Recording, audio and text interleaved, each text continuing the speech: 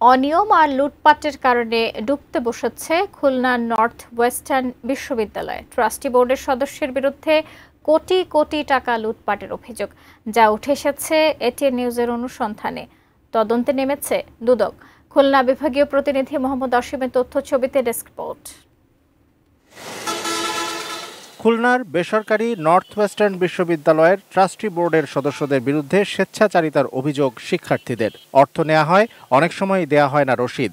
নিজেদের সম্মানী নির্ধারণে বিশ্ববিদ্যালয়ের স্থায়ী ক্যাম্পাসের জমি কেনার নামে রয়েছে অনিয়মের অভিযোগ।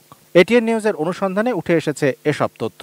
অনলাইনে ট্রাস্টি বোর্ডের সভা করেও প্রতিজন ট্রাস্টি নিচ্ছেন লাখ টাকারও বেশি। যে আমাদের যে রিটেকের টাকাগুলো ছিল, এই রিটেকের টাকাগুলো হচ্ছে আমাদের হাতে হাতে নেওয়া হতো।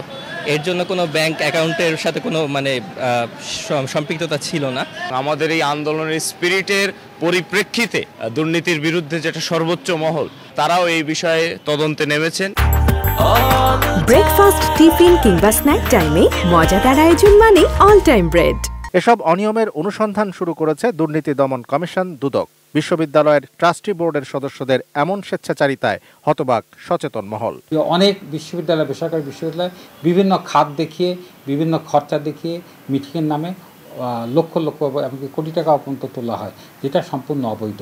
এটা সেবার নামে এক ধরনের জালিয়াতি ছাড়া আর কিছু না। কয়েক দফা যোগাযোগ করেও ট্রাস্টি বোর্ডের কাউকে পাওয়া যায়নি। তবে বিশ্ববিদ্যালয়টির এমন সব অনিয়মের কথা অস্বীকার করেননি উপাচার্য।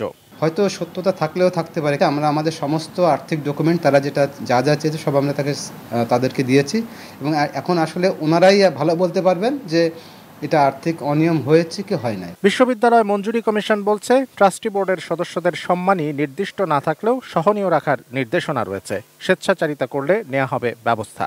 এগুলো সবই দেখতে হচ্ছে আমাদেরকে।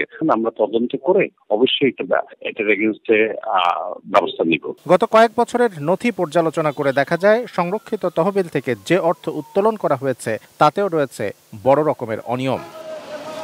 Shamsul Arefin, desk report, ATN news.